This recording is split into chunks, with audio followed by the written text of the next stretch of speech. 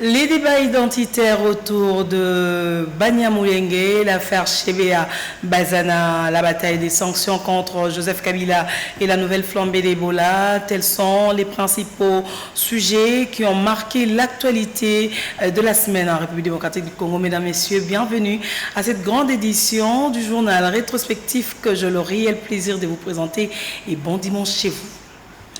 Il n'y a pas une tribu Banyamulenge au Congo. Les Banyamulenge sont d'origine rwandaise. Ces propos de l'opposant Martin Fayulu relancent un débat historique majeur en République démocratique du Congo. Une question identitaire très sensible qui pousse certains observateurs à croire que le leader des décidés renforce le récit que le Rwanda utilise pour se présenter comme protecteur des Tutsis congolais. Christian Gonzo, Lamangala Makoso nous en parle.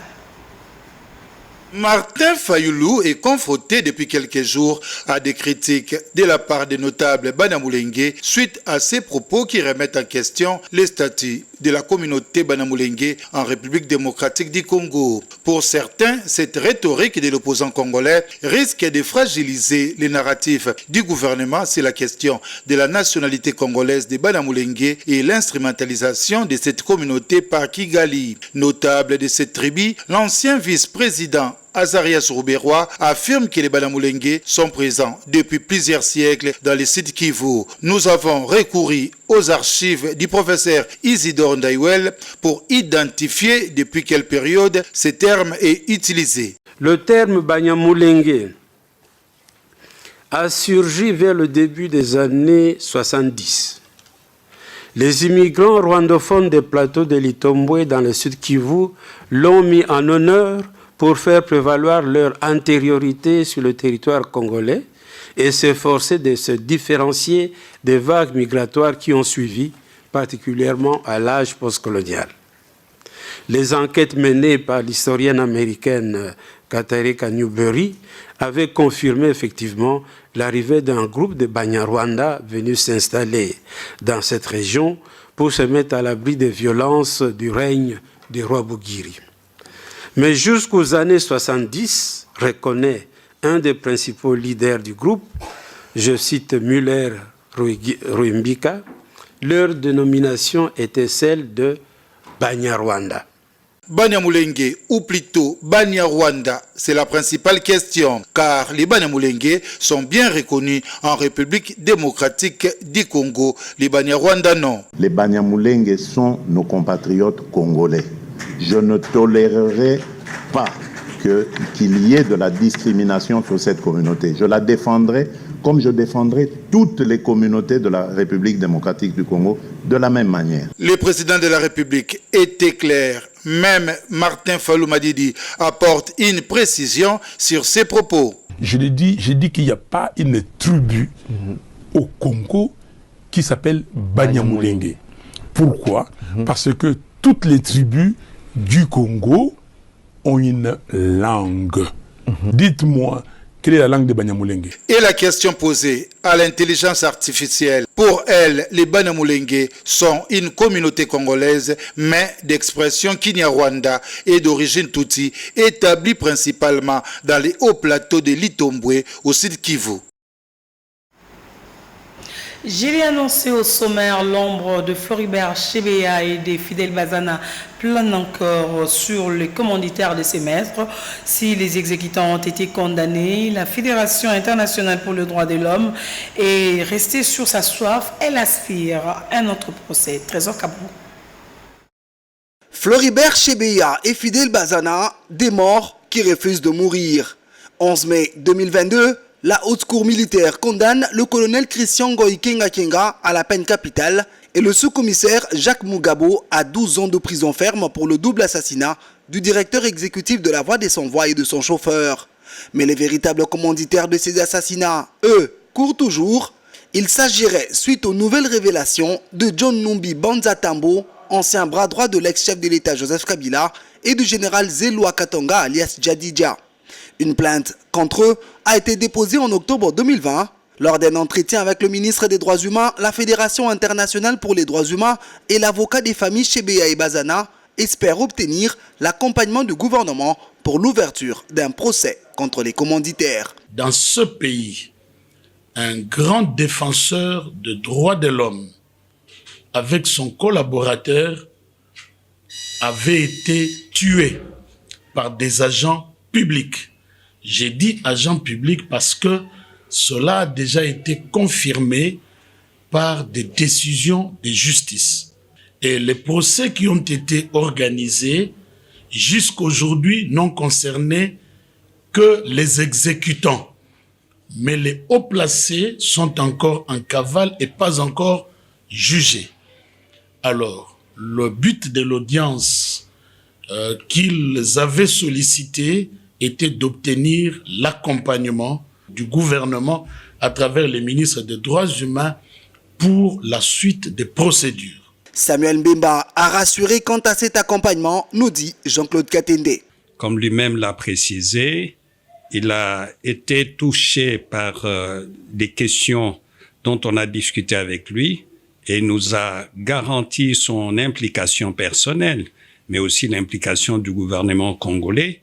Il faut rappeler ici que depuis que le président Tshisekedi est au pouvoir, il a apporté un soutien très important à cette affaire Floribert Chebeya et Fidel Bazana, et le ministre s'inscrit dans le même appui, notamment pour que le procès soit fixé le plus rapidement possible. Affaire à suivre. Sanction du Trésor américain, Joseph Kabila riposte à Washington des accusations vagues et sans preuve, déclare la défense de l'ancien président congolais accusé par Washington d'entretenir de liens avec l'AFC M23. Joseph Kabila attend faire annuler les sanctions qui le frappent. Africa Mojinga nous en parle. Représenté par les cabinets américains, Ferrari et Associations, Joseph Kabila dénonce des accusations qui qualifient des vagues, infondées et politiquement motivées. En mai 2026, les États-Unis, à travers les départements du Trésor, a pris des sanctions financières à l'encontre de l'ancien président congolais qui l'accuse d'apporter un soutien au groupe rebelle AFC M23. Gel des avoirs aux États-Unis et interdiction des transactions avec des citoyens américains sont des mesures prises contre Joseph Kabila. Dans le cas Kabila, l'on parle des accusations vagues et sans preuve. Cette plainte de 16 pages vise à obtenir l'annulation officielle des sanctions et le rétablissement de sa réputation ainsi que l'accès à ses avoirs. La défense de Joseph Kabila a déposé le 4 août dernier une plainte contre l'OFAC devant la Cour fédérale du... Contre-attaque de Joseph Kabila à Washington pour faire annuler les sanctions du Trésor américain. Qui est donc cet avocat américain sur qui repose plutôt l'avenir diplomatique de l'ex-président congolais? Christian Ngwanzo s'est intéressé à l'expertise de maître Eric Ferrari. Eric Ferrari est un avocat américain basé à Washington. Spécialisé dans des sanctions économiques américaines, il intervient dans des dossiers concernant des personnes et des entités sanctionnées par les États-Unis d'Amérique. Avec Joseph Kabila Kabange comme nouveau client, le nom du fondateur du cabinet Ferrari est désormais associé à la République démocratique du Congo. Kabila n'est pas son premier client congolais. Il a notamment défendu Corneille Nangaa, alors président de la CENI, ainsi qu'Alain Godj, homme d'affaires belge, sanctionné par Washington dans une affaire liée au commerce de l'or provenant de la République démocratique du Congo. Ces grands maîtres américains gèrent des dossiers complexes liés au blanchiment d'argent, à la fraude ou aux violations des réglementations commerciales. Avec lui, Joseph Kabila Kabange engage une bataille remettant en cause les sanctions américaines. Selon maître Ferrari et Rich, les autorités américaines n'aurait pas produit de preuves précises permettant d'établir l'existence d'une relation opérationnelle financière ou politique entre Joseph Kabila et l'AFC M23. 70 à 100 cas d'Ebola Bundibugyo par jour, on n'a jamais vu ça. C'est alarmé Jean Kasseya, le directeur général d'Africa RDC. C'est docteur qualifie cette accélération des contaminations de véritables ruptures dans la trajectoire de l'épidémie. Jerian Bikindo nous en parle. Plus de 5000 personnes infectées, plus de 2300 sont mortes seulement en 3 mois. 6 provinces touchées par l'épidémie d'Ebola des souches Bundibugyo dans 55 zones de santé. Ces chiffres inquiètent le directeur général de l'Organisation mondiale de la santé, Tedros Adhanom Ghebreyesus, est clair. L'épidémie d'Ebola est loin d'être maîtrisée. Il reconnaît même que la maladie a pris une avance sur la riposte. Le patron de l'OMS a notamment pointé les décès qui surviennent encore dans les communautés en dehors des centres de traitement et parmi les personnes qui ne figureraient pas sur les listes de contacts. Selon Tedros Adhanom, chacun des décès signale une chaîne de transmission qui n'avait pas été identifiée. Le directeur général de l'Organisation mondiale de la santé, qui intervenait lors de la 2e réunion du comité d'urgence convoqué depuis la déclaration de l'épidémie, a mis au cœur de son allocution la vitesse de la propagation du virus et la nécessité d'améliorer la riposte. L'Organisation mondiale de la santé tire donc la sonnette d'alarme. Cette 17e épidémie d'Ebola touche des régions où des infrastructures sanitaires sont fragiles. Nous devons être lucides, l'épidémie d'Ebola est loin d'être maîtrisée en RDC. Elle a pris une avancée considérable sur la riposte. Des propos du directeur général de l'OMS qui s'est exprimé à la 2e réunion du comité d'urgence consacré à cette épidémie. Christian Guanzo, encore une fois. Un autre phénomène surgirait-il la flambée d'Ebola avec cette 17e épidémie? L'interrogation s'est fait sentir dans la dernière sortie médiatique du directeur général d'Africa CDC. 70 à 100 nouveaux cas en 24 heures, Jean Kasseya appelle à emmener des études a posteriori afin de déterminer si un autre phénomène, potentiellement une évolution du comportement du pathogène, pourrait expliquer cette virulence. Une piste qui, si elle s'est confirmée, viendrait complexifier davantage une riposte déjà mise à rude épreuve. Le directeur général d'Africa CDC s'est prononcé alors que le support de l'Institut national de santé, INSP, indiquait au 18 août 5208 cas confirmés d'Ebola et 2476 décès depuis le début de l'épidémie. Autre chose à présent, Honorine Porsche, Mathilde Mayele et la diaspora congolaise excellent ces derniers mois avec des cas de malades mentales. Les femmes qui posent des actes qui dépassent toute logique. Trésor Kabongo revient sur ces affaires simplement invraisemblables.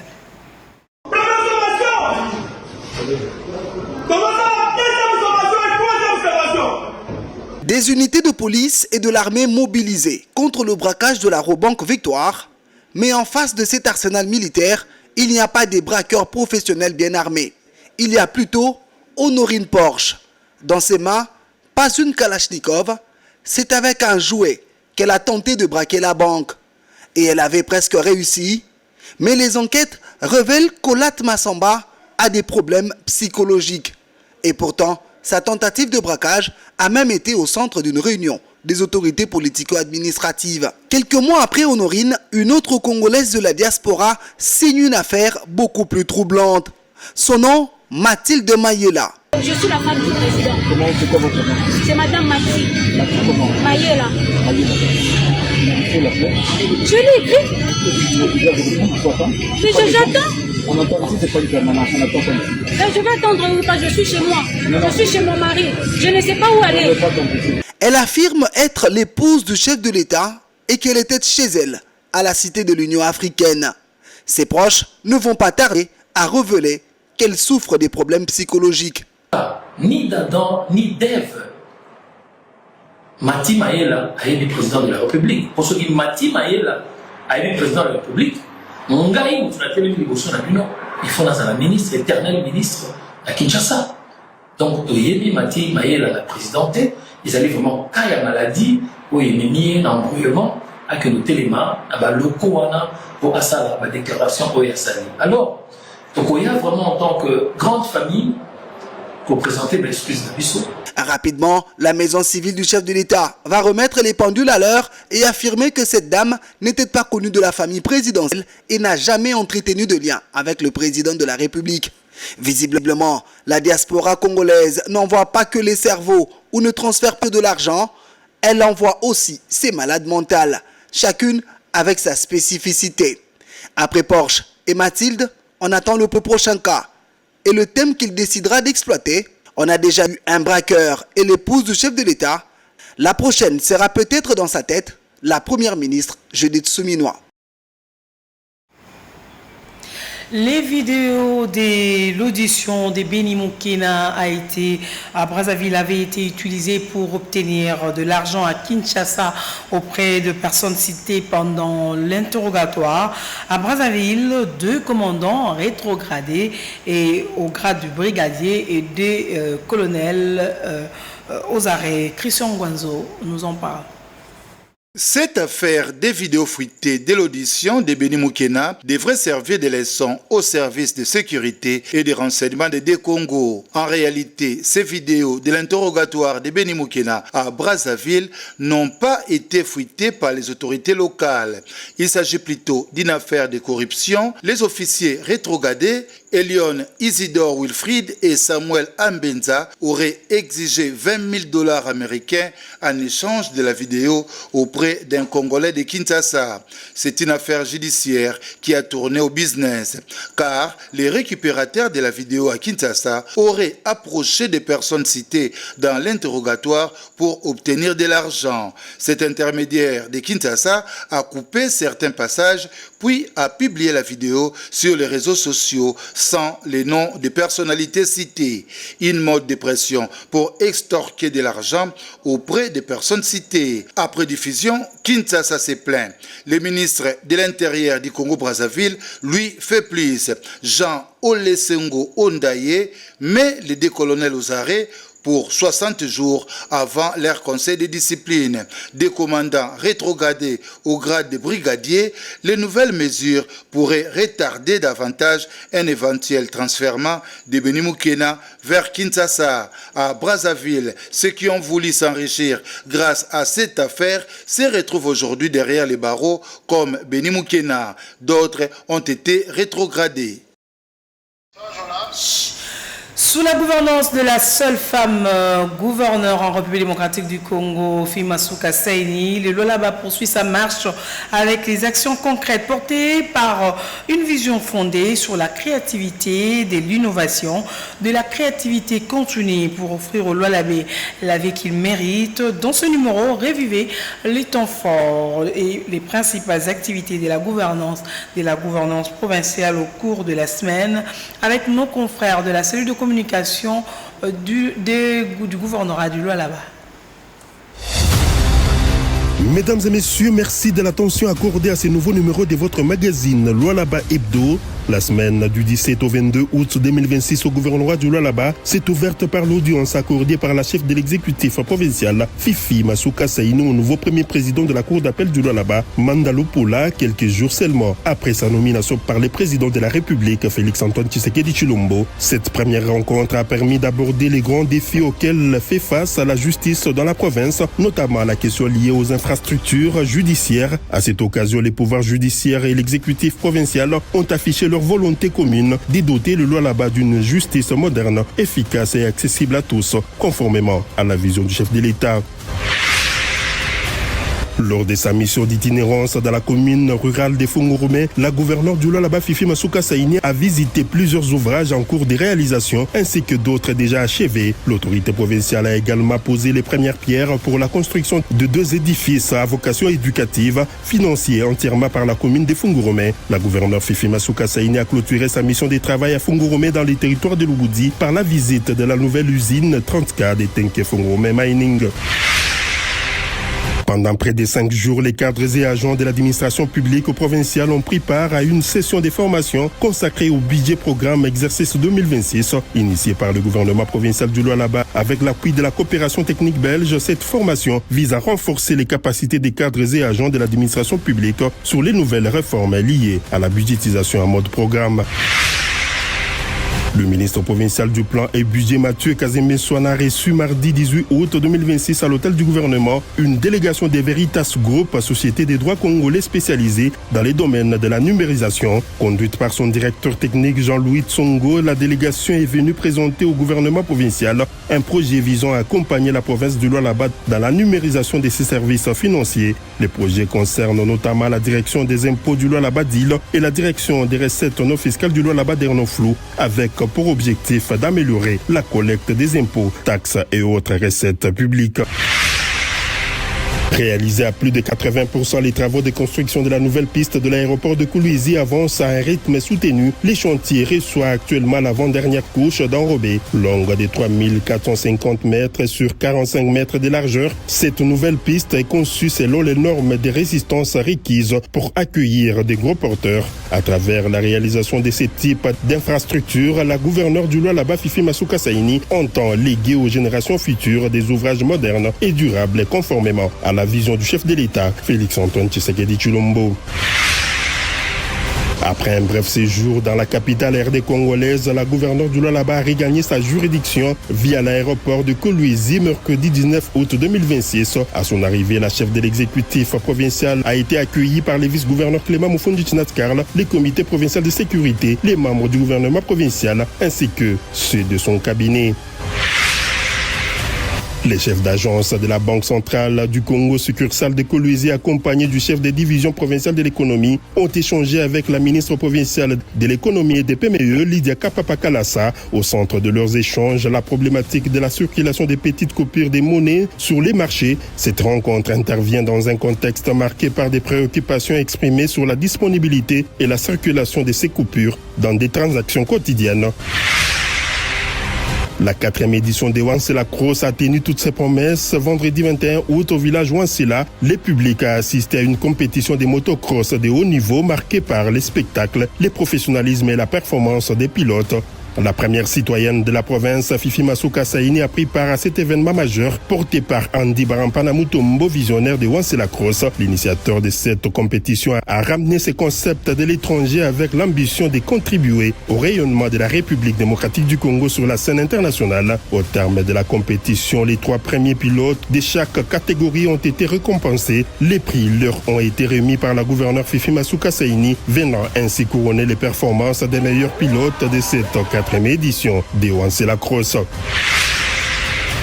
La direction des recettes non fiscales du Lualaba d'Ernoflou, en collaboration avec la direction des impôts du Lualaba d'Île, a procédé au lancement du contrôle technique. Cette opération s'inscrit dans le cadre des actions menées par les services concernés pour renforcer les contrôles et la mobilisation. C'est sur cette note lualabaise que nous mettons un point final à ce journal rétrospectif que j'ai eu le réel plaisir de vous présenter. Bon dimanche chez vous.